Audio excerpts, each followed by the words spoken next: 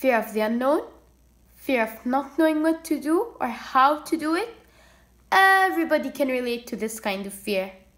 That's what I felt when my teacher told us we were going to learn and write our own poetry. Impossible! That's all I could think. No way! Me? Write poetry? I can barely write a paragraph. But boy, was I wrong. I think I found my clique in poetry, my thing. And to think I would have never known, I would have never tried, and never had the chance had I not been given a chance. Change, the unknown, all good things. We just have to give it a chance. Poems are an easy way to reach people and have an effect on their lives. For week's one challenge, finding the funny poem, I chose the poem People Upstairs by Ogden Nash, which then inspired me to mimic it into my own subtopic. The People Upstairs by Ogden Nash. The people upstairs all practice ballet. Their living room is a bowling alley. Their bedroom is full of conducted tours. The radio is louder than yours. They celebrate weekends all the week. When they take a shower, your ceilings leak. They try to get their parties to mix by supplying their guests with pogo sticks. And when their fun at last abates, they go to the bathroom on roller skates. I would love the people upstairs wondrous if instead of above us, they lived under us. Neighbors, weird neighbors, annoying neighbors, strange neighbors, and neighbors we all have one, or all of those neighbors. That's why it's so funny when Ogden Nash writes about neighbors. We can all relate. Comedy is an easy way to reach people. The People Upstairs is a light verse poem. The most interesting part of the poem is when Nash uses satire to make the poem funny. The poem is a narrative type of poem which describes the actions that annoy the speaker most about his neighbors who live above him. He appears to like them, but not the noises they make. In the poem, Nash sarcastically captures the frustrations of sharing a house or apartment with people who are loud.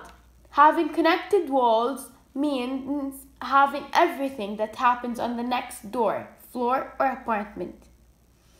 Now, for my mimicked poem, Why They Fear by Leila Bakhashab. The people who fear all experience guilt. Their lives wilt. Their souls are hollow and full of pain. Their confusion screams loudly in your brain. They have self-doubt all the time. When they fear, their voices chime. They try to address their concerns and nitpick, supplying their sensitivity with brutal kicks. And when their fear turns to hate, they roll what they abhor on roller skates. I would love these poor people if they just had some prudence. Instead of fearing themselves, they should try a little confidence. In my creative response poem, I changed the words to relate it to my subtopic, fear of change, and group theme, inner fears. My poem describes the people who fear, why they fear, and the fact that they are missing out on things that can't appreciate because they fear. I chose to write the people who fear, shedding light for them and others on the daily struggles people who live in fear have to face. I wrote why they fear, just like Nash, to elaborate on a social problem that people struggle with on a daily basis. And now, leaving you to listen to the second week's challenge, Finding the Emo poem. I chose the poem by Tupac Shakur. Tupac Shakur, I don't need to explain who he is. I don't think there's anyone who doesn't know the most famous rapper known to man. Why was he so famous? Because he wrote simple poetry that reached the hearts of everyone. Shakur also enjoyed the literary medium of dark poetry. I chose the poem I Cry by Tupac Shakur. Sometimes when I'm alone, I cry, 'cause I'm on my own. The tears I cry are bitter and warm. They flow with life, but take no form. I cry because my heart is torn. I find it difficult to carry on. If I had an ear to confide in, I would cry among my treasured friends. But who do you know that stops that long to help another carry on? The world moves fast, and it would rather pass by than to stop and see what makes one cry. So painful and sad, and sometimes I cry, and no one cares about why. Shakur wrote this poem because he was lonely and he missed a father figure. He never knew his biological father until he was an adult, so he wrote about the sense of loss and abandonment he felt. Tupac lived a harsh childhood. He had no treasured friends, which also made him cry. I Cry stands out because of the rawness of the speaker's emotions and how clearly lonely he is because of the life experience he faced. The poet could also be explaining a social issue dealt with as an African American who faced police brutality, which is now a major social issue. We see in media that affects many African American lives till today. I really appreciated how the poem is connected and relevant to the experiences of the poet's own life, and the honesty and depth of emotions, sorrow and grief in the poem. My version of I Cry is I Panic. I Panic by Leila Bakhashab. When I'm afraid, I panic, 'cause I can't handle the burdens of the year. The tears I cry are of guilt and stress. They flow with a life of their own, but take no press. I panic because black clouds of doom and deadlines surround me. I find it difficult to deal, difficult to carry on. It's like I have a brain quirk. I panic like a maniac. Do they notice the stress I feel? Can I carry on? The world spins fast, and I step back, only to freeze and panic, anxious, blown apart, pained. I tremble and try, but every time I can't change. I panic. It's frantic, organic, erratic, dynamic, manic, volcanic. Tupac Shakur used his poem to talk about his emotions and loneliness, while I used mine to talk about my state of panic and fear of change. I used words like press, guilt, and stress to show how fearful I am. We both use lyric poetry to express our innermost feelings and pain. Last but not least, You've Been Slammed is week 3's challenge. For week 3's challenge, I chose Remorse by Carl Sandburg. The horse's name was Remorse.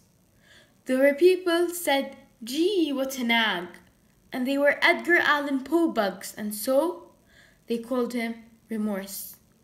When he was a gelding, he flashed his heels to other ponies and threw dust in the noses of other ponies, and won his first race and his second and another, and hardly ever came under the wire behind the other runners. And so, Remorse, who's now gone, was the hero of a play by Henry Blossom, who is now gone. What is there to a moniker? Call me anything, a nut, a cheese, something that the cat brought in. Nick me with any old name, class me up for a fish, a gorilla, a slanted, an egg, a ham. Only slam me across the ears sometimes and hunt for a white star in my forehead and twist the bag of my forelock around it. Make a wish for me. Maybe I will light out like a streak of wind. Remorse means deep regret or guilt of wrongdoing, and this really ties to the remorse often connected to the panicked behaviors of those struggling to deal with their fears, as explored by my group's theme program, expressing the title Inner Fears. Sandberg's Remorse is a free verse poem. The mood and tone is very angry as he tries to show people that remorse does not always need to bring us down, and we shouldn't always be affected by what other people say. Sandberg's allusion to Edgar Allan Poe and Henry Blossom is probably because they too respond to the criticism of others in their writings. The speaker explains that the nag in line 2 was once a gelding in line 5 and actually won the race and not the rest because he had confidence in himself. As a gelding, he often won and was rarely beaten by others. So his previous status as a winner is often to counter any name that anyone might throw at him. He suggests that he is not sorry for anything, and others may slur him as they wish. I like this poem because I too want to reach a point where I, like the speaker, have no need for remorse. My creative response poem to this is Phobos. Phobos by Leila Bakhashab. The impulse's name was Phobos. There were people who exclaimed, "Gee, it's too frightened." But they were big bad wolves themselves, and so they called him Phobos. When he was a juvenile, he conquered many terrors and shook his fears to show people he could change, and was able to overcome his first fear, second fear, and another, yet hardly ever panicked because he became filled with courage. And so, Phobos, who is now gone, was the star of a poem and beat the big bad wolf, who is now gone. What is there to a label? Call me anything. Emethathiophobia, acacorophiophobia, something that the fear dragged in. Nick me with any phobic terminology. Call me as scared like a wild bird flies. Class me up for a rabbit, a chicken, and a loser. Only pat me on my back sometimes and hunt for a white star in my mind that I can keep locked out. The fears I let out. Make a wish for me. Maybe I'll fire my fears and stand Phobos on his head. Just like Sandberg linked his experience to a story of a horse that was judged by people despite being a successful horse in his youth. While my speaker was judged by society as unable to do anything because he was always afraid, until he proved their judgments of him wrong. As Sandberg named famous writers, I also used illusion. I used an impulse named Phobos, one of the hosts of Ares, the Greek god of war. Phobos actually means fear, so the impulse becomes not only illusion, but also poetic metaphor for fear. We both show that people are not products of what others think and expect of them. Thank you for listening, and I beg you to like and please comment.